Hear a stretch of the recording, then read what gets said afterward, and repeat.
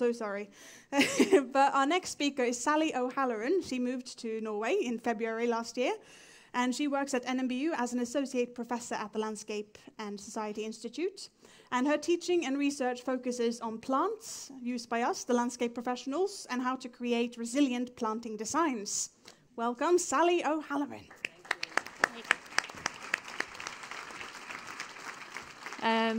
Can everybody hear me?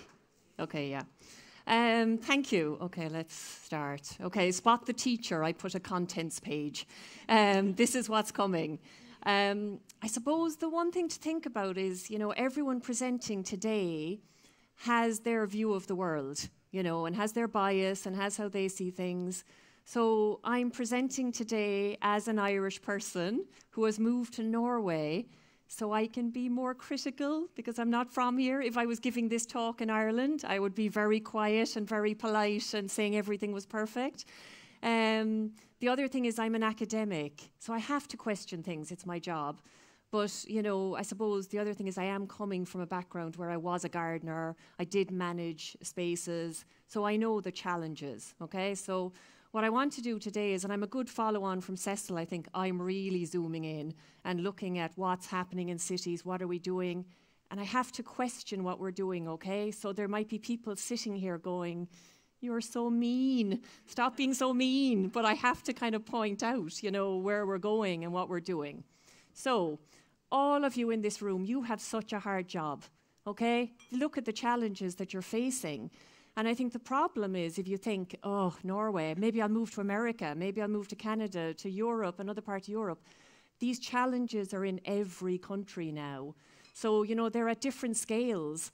And the thing is, having money actually doesn't necessarily help. They are so out of our control that actually, you have a very tough job. And the students coming through that are in the audience today, you're the same. You're facing these really difficult times now. But, it's exciting because, you actually have power and you have the power to change.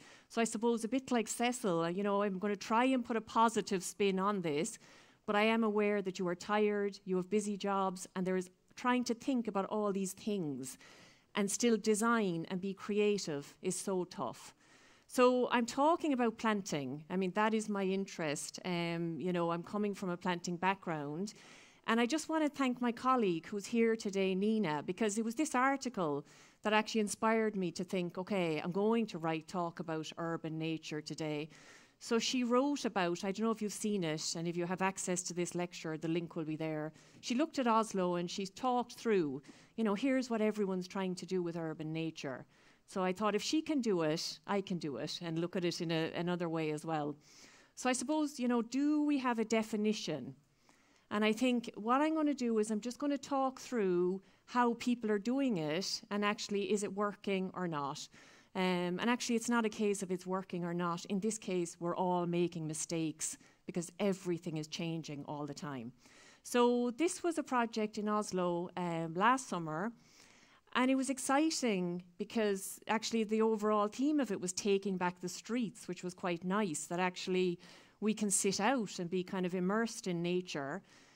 So it was a good idea. It was temporary, but from my point of view, it was useful for me to see what happens when you look at nature and you see urban nature as taking what's in the wild and putting it into the city, okay? So taking these native habitats and putting them into the city. So I suppose the first thing is the scale of this, is so small that actually you're never capturing the scale of the wild. But I think the other thing is, it's really useful from an educational point of view because there are a lot of people not from Norway living in Norway, and there's a lot of people who don't have access to the wild, whether due to physical issues or just money. So this is quite useful for us to think, okay, actually if we do this, this is really useful for people. But I think the downside to this is, when you look at the predictions for climate change, and if you look at Oslo, and it's going to be like Bratislava, Vienna by 2050, does that work? Can you still take ecotypes, habitats, put them into a city, and will they grow? So, we've got to think about that when we're kind of doing these sort of purely native designs, that actually who has tested them in cities today, and then who knows how they're going to respond. Because the worst thing would be to bring kind of these habitats in and then them to die. So we have to think about that. But I think for me, I know I'm coming from a country with 12 months of seasonal interest, and I've got to accept I might only have 6 here.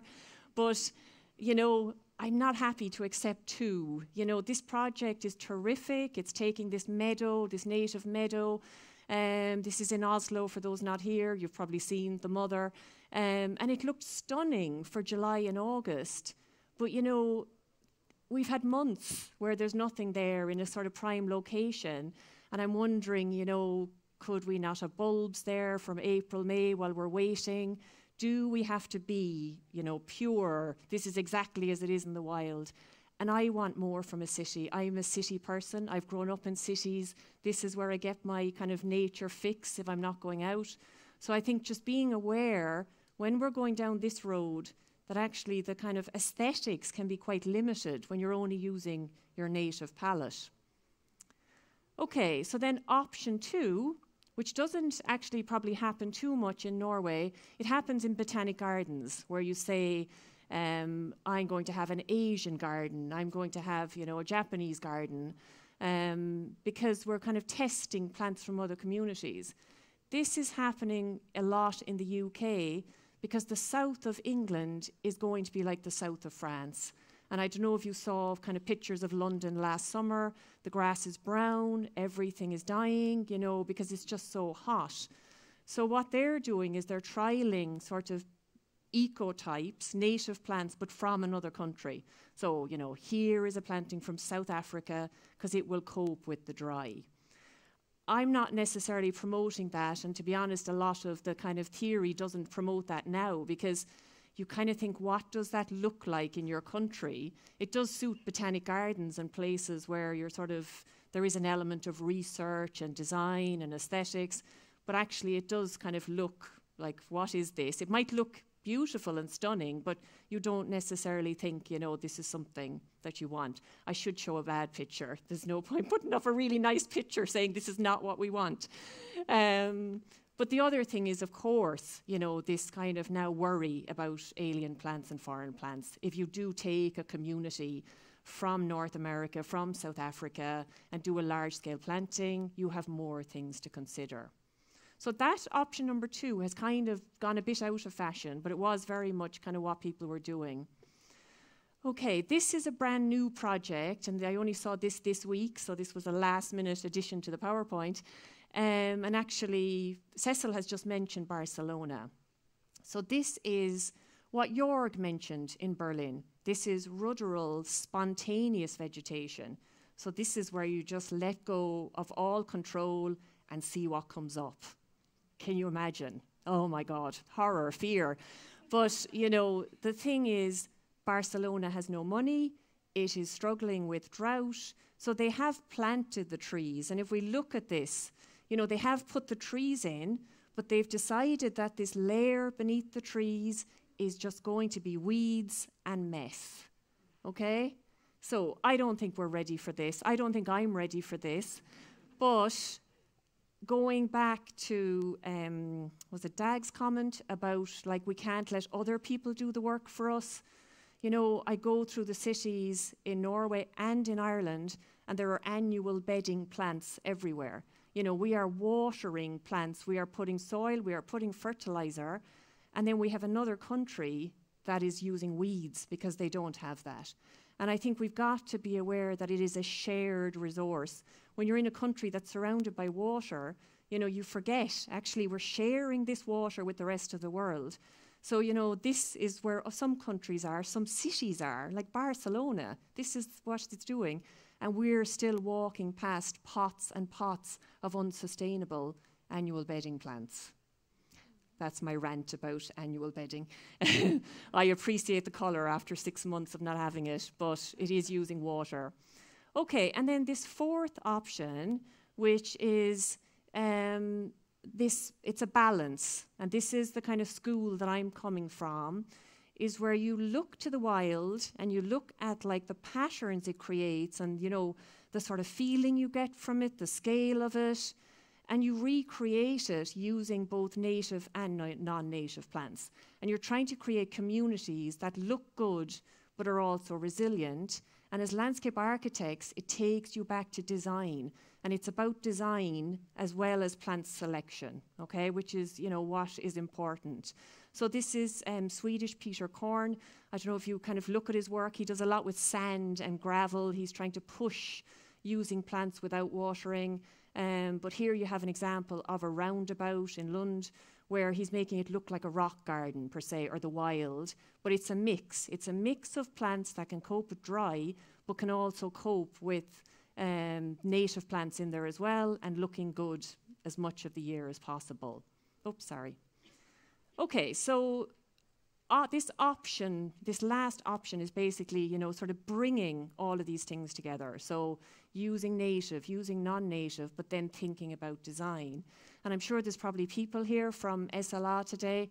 This is a project in Copenhagen that I love. I've gone to see it twice since I moved here, because I think this is really kind of getting the balance of, feeling like, an urban forest, but this is water management. This is in Sandkveld in Copenhagen. It's a road that has been transformed with huge, large-scale water management. There's a roundabout in the middle of it. I've only got 20 minutes, so I've just put the link so you can look up all this stuff afterwards.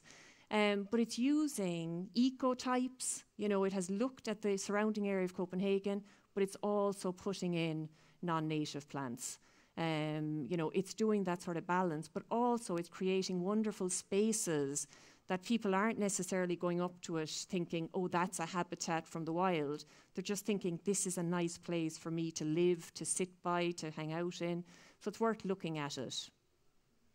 Okay, so the question is, how do you do this? And, this book was published in 2008, but actually there's a new edition coming out. So already, even though this book was revolutionary at the time, it can see how climate change and sort of management and maintenance, how, this new book is going to kind of next year add sort of the current thinking. Because this is the thing with planting, is the ideas are changing all the time. And you've just got to accept there are going to be mistakes, which seems to be, on my How to Be Norwegian, that was one of the qualities I was told, that you're happy making mistakes and learn from them. It's not an Irish thing. We have too much Catholic guilt and problems to ever deal with that. But, this is how you make these plantings. You look to the wild, you look at what the wild looks like. So you spend so much time in nature. And it is, for those of you especially who sketch, to just draw out what I'm looking at, or to photograph and kind of draw over it, because that's what you need to recreate, is that feeling of layers and this sort of succession. So this kind of things coming all the time. And I think that's something that even if you have a short season of interest, you can still get that happening in 6 months or 7 months, not just the months of the summer. So I put these people down as leading in kind of my mind, and they are in a sort of division. There are people who are taking a very scientific approach to all of this, and they are looking at plants and looking at where they're from in the world and testing them and mixing them. And then you have people on the other side who are sort of in the real world as landscape architects, trying to actually implement all of this. I have deliberately not put anyone Norwegian on it or Scandinavian so I don't offend anyone. But please tell me, I know you are out there and you're doing work. Who should I be putting on the other side? The books that I use for teaching and that I use to inspire me, the one on the left is Nigel Dunnett, an academic, but he's working on projects. And then the one on the right is Thomas Rayner and Claudia West. But Thomas Rayner is a landscape architect in America who wrote this book influenced by thinking about not using native plants all the time. But now a lot of his work in the last few years has shifted, and he's finding good native plants to use. So these books are available, and they are, there's lots of photographs, so they're easy to read, and they're affordable. Sadly, the book that's the best book is, thousands of kroner, and it's really hard to get it now. But these people are still being influenced by this German text that was written so long, well, not that long ago, but within reason, where, you know, they decided actually this whole idea of plant communities and putting plants together based on the conditions they like is the resilient way to go. So, you know, it is thinking about when you're making planting plans, and even though you're putting, you know, they're going to have water for the first couple of years, you know, you're putting things together that like water or don't like water and not mixing them up. So it's as simple as that. And, you know, you can go to Germany and see this garden, and it's worth, you know, if your landscape practices or student trips, go to places, you know, I cannot believe I've never been there. I'm embarrassed to say this, because this is somewhere I've always wanted to go to see kind of these communities, what they look like, but also how resilient they are, because you are putting things together that like the same conditions, but you're also doing it in a way that looks like good design. And I think that's the key thing to think about. You know, this, when we get consumed with all the problems and the things we think about, we forget that this should look good. You know, we want to get excited by it and actually have people, you know, changing their lives looking at this kind of planting. Okay, so I'm still seeing a lot of block planting, a lot of drift planting in Norway, and, you know, traditionally that is what everyone did because, you know, it's easy to maintain. You sort of put things together based on colour or based on conditions. But this more naturalistic way, this urban nature looking to the wild, actually is based on this more mixed idea of plantings. So it's not things side by side, it's how many things in a square metre. So some of you know this already, and I spoke to some of the group already about this, but I just want to kind of talk about, you know, how you do this, because it is hard, and, you know, when you read the books, they're not talking about how many native plants, how many non-native plants. They're looking at plants for their qualities. So, you know, what will you look like in spring? What will you look like in summer? That you don't just think about the flowers, you think about how many seasons can I get from these plants, but you also think about, you know, how will they work together? So it's a bit like all of you in the room here. In the past, you know, you only had to get on with the person beside you or behind you. Now in these mixes, you've got 9 people, 11 people, and you could be with somebody else in the next combination. You know, it's much more complex, but it's much more exciting and dynamic and bringing urban nature into cities. Now, I've taken this translation from somebody else, and I think we've agreed the words don't necessarily translate. I think, is it the first one? It seems to be coming out as elbow plant or something. But I will give you the English version, but I thought it'd be useful just to have this. The way this works is every plant has a role. So as a result, you know, the big things won't take over. Because this is, even with native plants, this is a concern. And we've had trials of water management on the campus in NMBU. And, you know, certain plants, even though they're native, you know, they are problematic. Whereas when you put them into this kind of formula, it's based on everything getting a certain percentage. So as a result, you know, you can't take over. So I think, you know, when you look at these, you can kind of relate them to people. So the structural one is the extrovert. Like, we need them. They're dynamic. They're energetic. You know, they give us like sort of energy and enthusiasm. The supporting one is people who shine, you know, but then they go quiet again and then someone else will shine. The ground cover is probably the steady, reliable, you know, blocks out the weeds, covers the ground, you know, just works hard. And then the space filler is this sort of person who comes in, gives instant energy, and then is gone again. So we put them in usually in the first year. And actually one of the projects in Oslo, I see they're using Verbena bonariensis, you know, because it'll look good, but then actually potentially it will die. So, you know, it becomes much more about maths. I know you might say, Sally, you're talking about design, but actually this becomes a lot about maths, which also helps because you trust in the maths to know that actually you've sort of, you know, weighed out the calculations correctly. So hopefully there shouldn't be problems. The reason this has come about is, you know, one of the things is it looks good and it looks great and it's much more dynamic through the year. But the other thing is a very boring fact about weeding and about covering ground. So whereas in the past you were willing to wait and you would put things far apart and say, I will wait for it to grow. Now it's all about filling this ground quickly and saying, okay, actually, we don't have people to weed. We actually have to get this ground covered. So these mixes have sort of come out as a result of that. Okay, so I'm just going to quickly talk through. I've spoken to, some of you have heard me talk before about this, but I just want to talk to you about a project in Sheffield that did water management using this approach.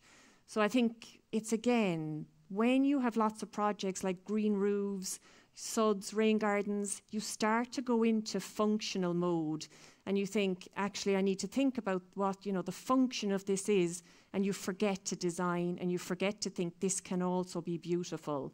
So it's not just that, it's helping kind of slow down water or sometimes capture it. This could also be a nice place for people to look at. So this was one of the things in Sheffield, was they decided, actually, it's the first time we're doing water management.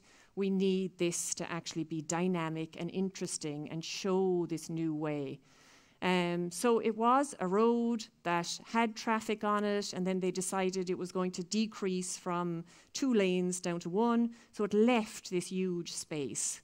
So it's similar to that project in Drammen. I don't know if you have seen this.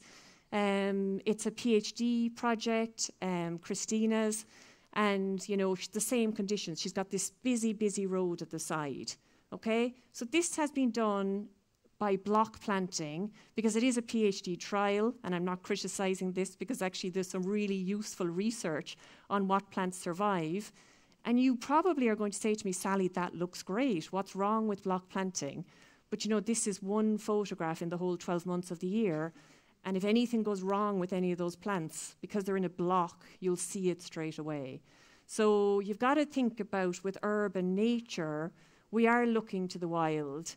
And Nigel Dunnett, his book, he is inspired by plant communities. So we've got another 3, which I'll say with an Irish accent, a tree. We now have the P3 rule. So we were talking, Cecil had all, I don't know what this obsession with threes is. Maybe it's tree. But basically, the other thing to remember is when you go to the wild, or into nature, it isn't this like explosion of colour from multiple things. It's this succession. So he has a rule where at one moment in time, 3 things are flowering, and then you wait for the next 3 and the next 3. So what you end up with then, when you look at it in reality, so this is that same scheme, and he divided it into the wet and the dry. But of course, the wet is barely ever wet because we're not getting rain anymore. But it is these 2 mixes. So then he has this list, this dry list, and then all of those plants, so there's probably 35 plants there, they're put into that formula for mixes, and at one moment in time, there's actually only probably 3 of them looking good. So, it's amazing to think you can put that much in, but actually you then play around with it. So this is what it starts to look like, is you can't see soil. Everything is kind of chaotic. It's not the same as you move through because the plants have been arranged randomly. And actually, even though it looks like there's loads happening, actually you can kind of count what's in flower because you're waiting for the next thing to come through. So, the maths helps. I'm sure you're thinking, how do you ever get that level of plant knowledge to know, but you do. You just make a spreadsheet, you do your seasonal interest, and you kind of come through. So here, there potentially are a few more things in flower, but in generally, it's kind of this full of energy, but really only 3 things that look good. So this is an example of a supporting plant, Rudbeckia or an aster, that they will flower for a few months, but then they go quiet again. But then you get the benefit of seed heads or something else. So what it looks like on the large scale is, much more dynamic than block planting, because it's this element when you're walking through that you just don't know what's coming. Plus, you don't know what's coming every day. And I think that's what I miss, is this idea that, every week it'll look different because there's something kind of changing all the time. So actually, in terms of people and their sort of perception of this, you know, once they get used to this, it's very hard to go back to mass planting and block planting, because to them it seems so wild. Okay, and then there's the wet list. So again, like on this list, and you can have a copy of this, you know, are native plants and non-native plants. So, you know, things like Lythrum, Nigel here in this case has picked a cultivar of it because he wants a bigger plant or a stronger colour. So there will be pure native plants, but then there will be cultivars made from the native selection. And again, this was the first year it was planted. And because of that density, you know, you have instant impact. And you have kind of loads going on and loads for the public to process. But then just being aware that it is different all the time. So sometimes it's more green and you're waiting. But there's always something happening. And I think that's what I really like about these sort of combinations is I don't have months of nothing, whether it's an early bulb or the foliage of something, there's always something happening. And I know the conditions are different here. I know kind of everything is exploding at one go, but still you have things that you can sort of trickle through. You just adjust it accordingly. So pretty pictures before lunch to inspire us and to make us think what we could be doing, but also that, you know, this is slightly probably overwhelming on one hand to think, how do we do this? But it is a formula. It is sort of maths that kind of makes it work. Plus, it's, you know, you're always thinking about the conditions. But I think being aware as well that, you know, you have to think about design and you have to think about these plants are making space. So this quote that get used a lot is, plants are not filling space, they're making space. So, you know, this was thought about from the tree level down. So they did put kind of exotic trees in that would kind of deal with the drought, but then they also put native trees in. And it does have those kind of layers that you see in the wild, even though it's kind of hyped up with loads of energy. And then you have things like Betula pendula, but a multi-stemmed form of it, just to make it look, you know, create a bit more space. And I think the other thing that's been used a lot in these urban nature projects are bulbs. And they really are, even though, you know, there is green and there is colour, they still want to add bulbs to give that wow impact. So in this planting, they have put in like 45,000 bulbs. And it is, you know, things like Eramuris, which is later. You know, you look at how much other interest is going on, but they're still putting them in to give that kind of wow impact. And I think they do work, you know, quite well.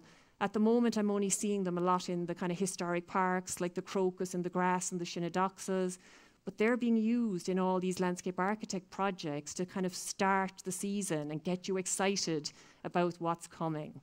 So I suppose, yeah, the big difference is these communities, you look to the wild. And I think you've got to think about, you know, going to the wild and actually looking and thinking, okay, what is it about it? Is it the scale?